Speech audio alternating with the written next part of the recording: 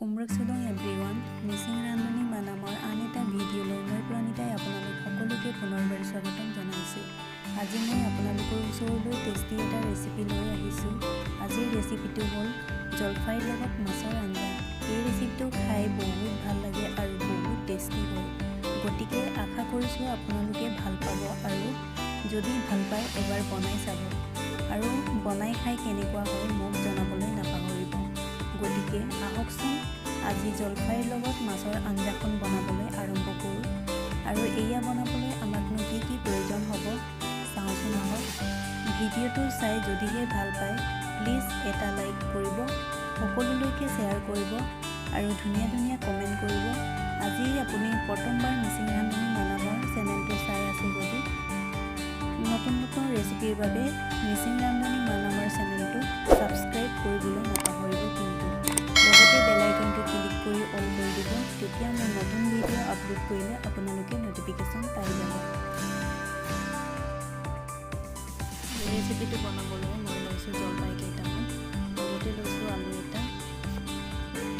এইখিনি এগিলাচ জোখৰ পানী দি 2 মিনিটমান বইল কৰি লওঁ।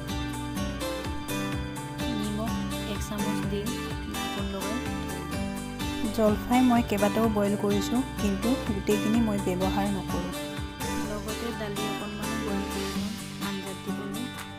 এইখিনি মই কুকাৰত এটা চিটি অহালৈকে থৈ দিওঁ। এইখিনি বইল হৈ গ'ল, এতিয়া নমাই ঠাণ্ডা হ'বলৈ থৈ দিওঁ। এতিয়া টাৱাখনত তেল অকণমান দি দিছোঁ মাছখিনি ফ্ৰাই কৰিবলৈ।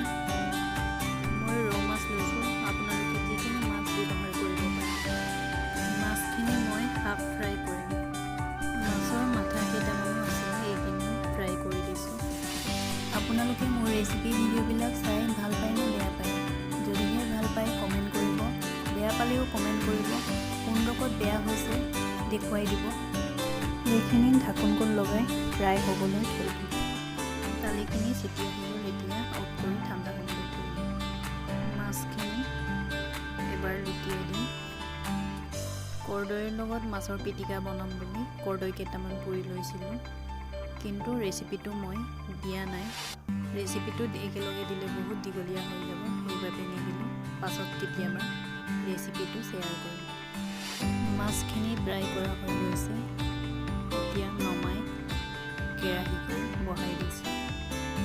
ইয়াতে ডাঙৰ চামুচেৰে 1 চামুচ জোখৰ মিঠাতেল দি দিছোঁ।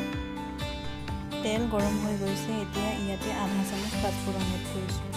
কাটি থোৱা পিঁয়াজখিনিও এড কৰি দিছোঁ। লগতে আধা চামুচ হালধি পাউডাৰ দিছোঁ। ভোট জলকীয়া এটুকুৰা কাটি এইটো লগাই দিছোঁ আৰু বইল কৰা আলুখিনিও দি দিছোঁ। আলুখিনি ভাঙি গুড়ি কৰি দিম। আলুৰ সলনি আপোনালোকে কাচকলো এড কৰিব পাৰিব। এতিয়া ইয়াতে বইল কৰি লোৱা জলফাইখিনিও দি দিছোঁ। জলফাই মই 6টাহে ব্যৱহাৰ কৰিছোঁ। আপোনালোকে যদিহে টেঙা বেছিকৈ খাব বিচাৰে তেতিয়াহ'লে আৰু কেইটামান এড কৰিব পাৰিব। এইখিনি 2 মিনিটমান ঢাকোন লগাই থৈ দিম। এইখিনি ভালদৰে এবাৰ লৰাই বইল কৰি থোৱা দালিখিনি দি দিছোঁ। দালিটো অপশ্যনেল হয়, দিবও পাৰে নিদিবও পাৰে, কিন্তু দালি অকণমান দিলে খাবলৈ ভালেই লাগে। এতিয়া আদা নহৰুৰ পেষ্টখিনি দি দিছোঁ।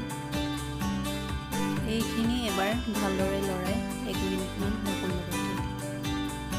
আপোনালোকে মোৰ কিটচেনৰ অৱস্থা দেখি নাহাঁহিব দেই, কাৰণ মই কেইবাটাও আইটেম বনাইছিলোঁ যে, সেইবাবে ইমান কিটচেনৰ অৱস্থা বহুত বেয়া হৈ আছে। দালিখিনি ডাঠ হৈ আহিল, এতিয়া জলফাই বইল কৰা পানীটো এড কৰি দিছোঁ। কেতিয়াবা আপোনালোকে এনেদৰে বনাই খাইছেনে? যদিহে খোৱা নাই তেতিয়াহ'লে এবাৰ বনাই খাব। এতিয়া পানীখিনি উতল অহালৈকে ঢাকোনখন লগাই থৈ দিম। বনাই খাই কেনেকুৱা পায় মোক কমেণ্ট কৰি জনাবলৈ নাপাহৰিব। পানীখিনি উতল আহি গৈছে, এতিয়া জলফাইখিনি গুড়ি কৰি দিম। এইখিনি গুড়ি কৰা হৈ গৈছে, এতিয়া আৰু অকণমান পানী এড কৰি দিম। এবাৰ ভালদৰে লৰাই 1 মিনিটমান ঢাকোন লগাই থৈ দিম। আপোনালোকে যদিহে জালকৈ খাব বিচাৰে তেতিয়াহ'লে জালুক অকণমান এড কৰিব পাৰিব। উতল আহি গৈছে। এতিয়া মই মাছখিনি এড কৰি দিছোঁ।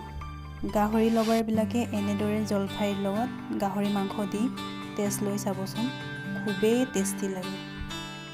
এইখিনি 5 মিনিটমান হাই ফ্লেমত ঢাকনখন লগাই থৈ দিম। এয়া দেখিছেনে, আমাৰ আজিৰ জলফাইৰ লগত মাছৰ আঞ্জাখন ৰেডি হৈ গৈছে। জোলখিনিও ডাঠ হৈ আহিছে। এতিয়া এবাৰ লৰাই শেষত ধনিয়া অকণমান এড কৰি দিছোঁ। এইখিনি ভালদৰে এবাৰ লৰাই গেছটো অফ কৰি দিছোঁ। এয়া আজি জলফাইৰ লগত মাছৰ আঞ্জাখন ৰেডি হৈ গ'ল। এতিয়া মই গৰম গৰম ভাতৰ লগত পৰিৱেশন কৰিম। আপোনালোকেও এনেদৰে বনাই খোৱা নাই যদি নিশ্চয় এবাৰ বনাই খাব। অতি সোনকালে পুনৰ